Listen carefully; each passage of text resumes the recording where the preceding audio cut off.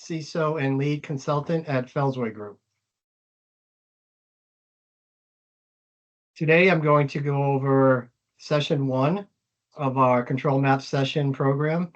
This is the introduction and overview of ControlMap. In later sessions, we'll do a deeper dive on compliance, risk management, documentation, monitoring, and integrations, as well as audits, the trust portal, and reports. For today, we'll go over ControlMap and talk about what it is, the capabilities it has within it, from a risk management, compliance, security program overview, as well as assessing and reporting. So essentially, ControlMap is a platform that we use to govern our cybersecurity programs. We can manage governance, risk, compliance in a fiscally responsible manner while preparing ourselves for internal or external audits. So let's get into the tool. This is ControlMap, where it's our central repository, if you will, for managing the entirety of our cybersecurity program from a governance, risk, compliance, and audit capability. What we'll see on the left-hand side over here are the different functions and capabilities within ControlMap. We'll do a deeper dive on some of these, but today I want to just give you a general overview of everything here, and then in later sessions we can dig in deeper. So I traditionally start in the framework section, because when you set up a new instance of ControlMap, what you're going to do is pick a framework, right? Or frameworks. What are we aligning to? As you can see in my instance, I have chosen about 9 of them, or 10 now, just to show the capabilities within here. And you can pick whatever ones you need. Some of them are supported as far as the cross-mapping capabilities, and I'll get into what that means when we get to the assessment piece. But all 10 of these actually map, which means we can assess once and apply many. So take a look through here. Pretty good combination we have, and I only have to answer the questions once, and it automatically maps to all of these. So once your framework is chosen, you've set your foundation to build on. Let's start from the top. Now you have your home screen. This gives you a general overview. I don't spend a lot of time in this one, but if you wanted to, you could see the workload assigned to your team, any outstanding items you might have, control the whole program and workflow through here. You could see your teams, who's assigned what, anything that's outstanding. You could help use this to manage the workload. Over here on the left, you have all the different frameworks.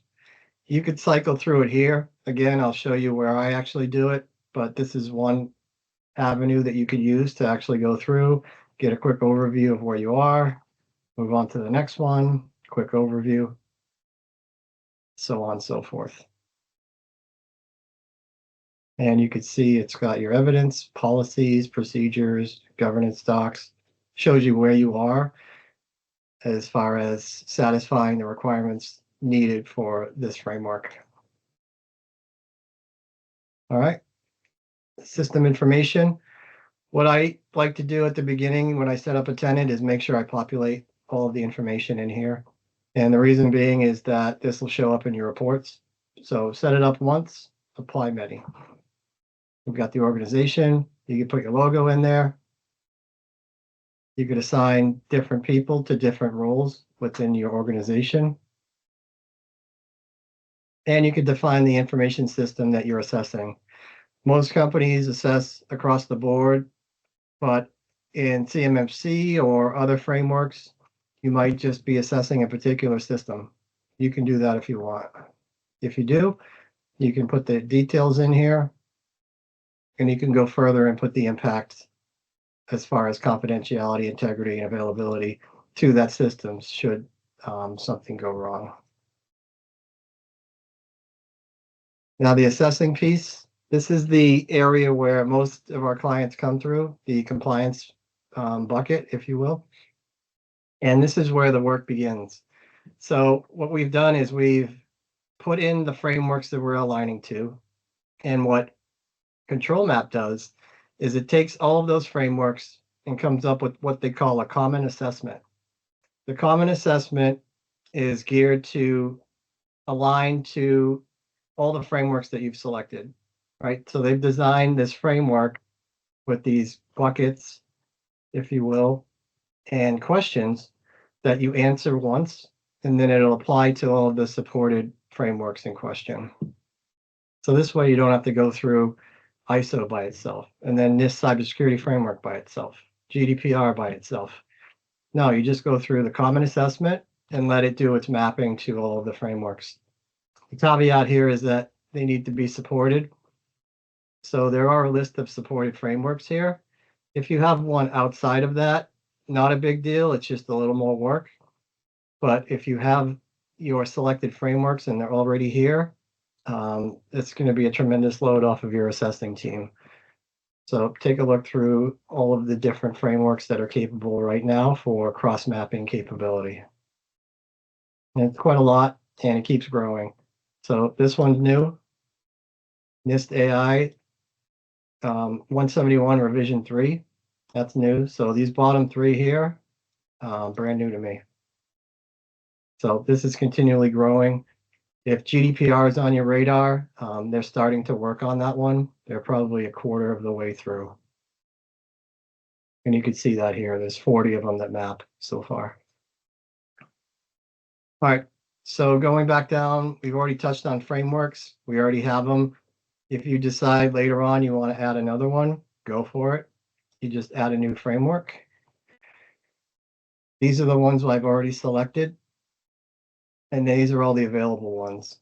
So let's take a look through these. Quite an extensive list. Pretty sure anything you're aligning to is probably going to be in here. And if it's not, let me know. Controls, not going to touch on today. Risk, we'll do a deeper dive on this, but I'll just show you assets. You could actually tie this in the integration piece into your asset inventory. That would be great. If not, you can create your own assets. And this is helpful when we're identifying risks, and we can tie them to particular assets or asset categories. So crown jewels would be one. That's one I added. So any risk that we have that's high priority and critical, and it attaches to a crown jewel, probably one we want to prioritize. On to vendors. So a lot of people come into ControlMap and they want to do the assessment, and they think that's all there is to it. That's one capability they satisfy, but they're also able to do vendor risk management. So what I like about this is you have the dashboard, very easy to identify where we're at overall, moderate risk, where we're at with our vendors, how many we're evaluating, the whole status. What are the most critical risks in our area? We can do it by tier. So if you've done a BIA and you know your mission critical, business critical, essential, and deferrable, then you could assign those categories and they will show up here. And you can do prioritization on that. Not riskiest vendors. This is in our demo environment, but we've got a few in here that are high. So now we can focus our efforts on the vendors that are most riskiest to our environment and come up with a plan for it. So what I do is I use this dashboard for my risk committee, and we'll review that on a regular basis. So if your committee meets every month, do it monthly or every quarter, however you want. As you can see here, we get a status of all of our vendors, if they're active, inactive, onboarding, what have you, their risk, and any tier associated with them. And we'll go deeper into the deep dive on the risk category, and I'll show you how we onboard them, how we assess the risk, how we work with them to remediate any risk that is above the risk tolerance or appetite of the business.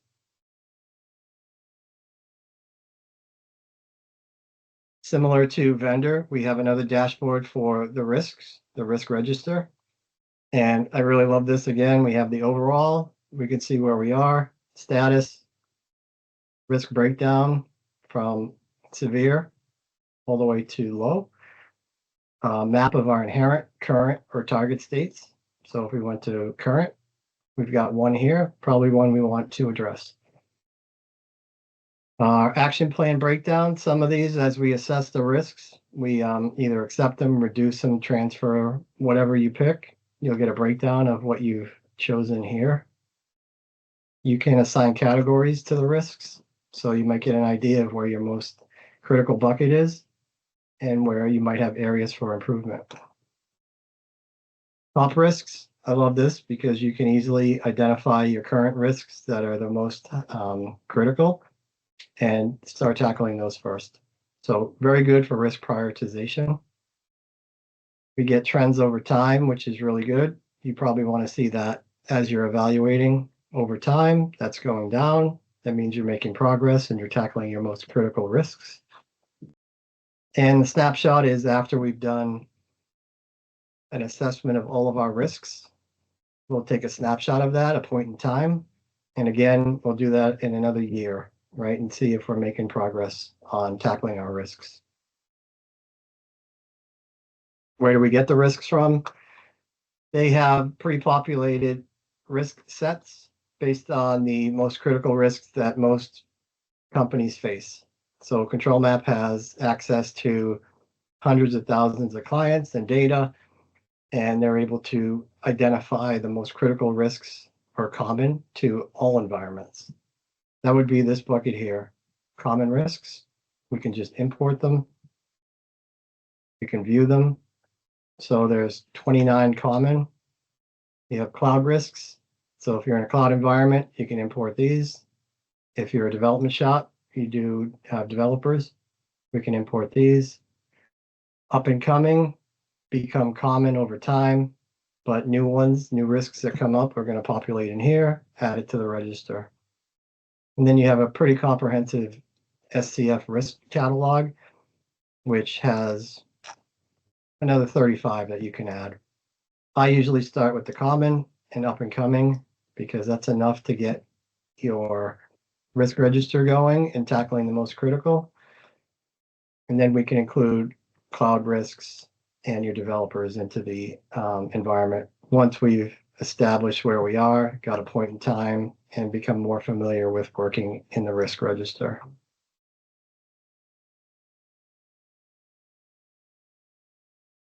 For documentation, I like to have a single source or a single repository for a single source of truth. In here, you can keep your policies, procedures, and governance. And the good thing about this is if you have no policies, you can export these.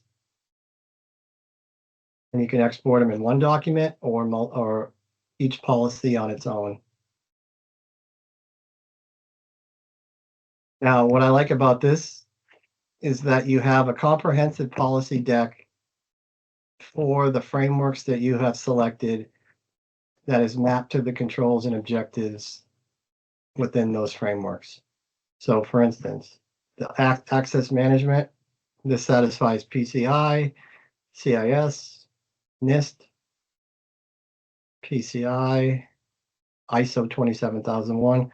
So you get the picture. It maps to all the frameworks. So now you have been put in edit mode with a template that you can use in your environment that maps to all of the frameworks that you have. Pretty easy button. So if you have nothing, you can use this. If you have something, we can import them and map it to the particular areas. And then if there's any gaps, we can use a template to satisfy and fill those gaps.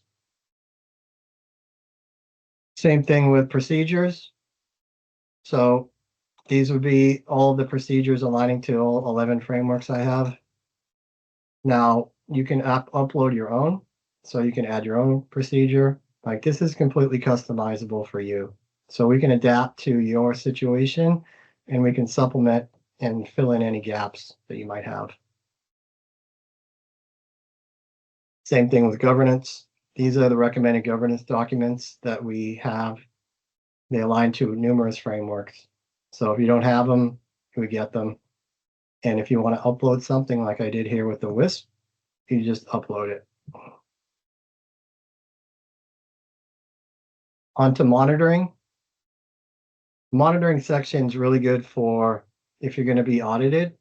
You can do internal or external audits. So here, there's a recommendation of pieces of evidence that you would want to have prepared for your auditor. So an audit's coming 2 months, 3 months out, start going through, populating all of the evidence here. The auditor comes in, they can go through this, get the pieces they want or need, and that process is streamlined.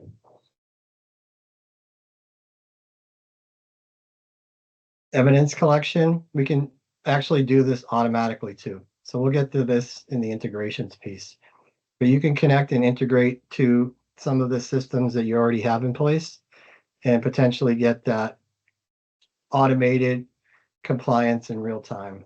So continuous compliance. That's the goal. People, you can add people here. If you connect to your HR system, you can populate them right into here. So to connect and import. Integrations. This is one of the big things for ControlMap in the coming year is integrations. This is what they currently have. So if you have cloud infrastructure, you can connect to your AWS, Amazon, Google Cloud, and controls that are required for the cloud can automatically attest if they are compliant or not. And if they're not, it can generate a ticket. And then that has to be remediated for it to come back into compliance. So you have that, you have the identity providers, human resources, document repository, asset management, so on and so forth. So all of these have the capability to be integrated right off the bat. And they are working to make this more API friendly so that you can integrate whatever you want. So that's the goal. So I'll touch briefly on audits. You have the ability to create an audit, and you can audit internally your own framework. If you have internal audit, this will be good for them. You can audit a control set or do a third-party audit. So third party, we work with the auditors, we give them the auditor permissions to come in here. We create the audit, set it up, populated all the evidence that we need, either automatically or manually. And once we're done, we hit submit to auditor, and then that becomes available for the auditor to do their job. So they're partnering with a lot of auditors, and we're going to be doing that as well to make sure that we're all comfortable playing in the sandbox and to make the whole audit process a lot less painful for everybody. Now, the trust portal. A lot of companies like to evidence that they're doing things securely without having to answer a million questions in a third party or a vendor audit, right? Or vendor questionnaire. So what a lot of people do is they create a trust portal. They put the frameworks they're aligning to here. You can add whatever policies, procedures, or documentation you want. For this one, I added the WISP because I want that public facing. I'm fine with that. But some of the other things I'm not going to put public facing. You could add links. You could add controls, whatever you want to position to the outside world, you can. It'll look something like this. So when somebody comes in and wants to look at that evidence, there'll be a NDA pop-up. They click on that. You get the request, and then you can approve or deny it. So you don't just let anybody go in and see whatever they want. You're probably going to know they're looking for it. You get the request, and then you allow it to go through.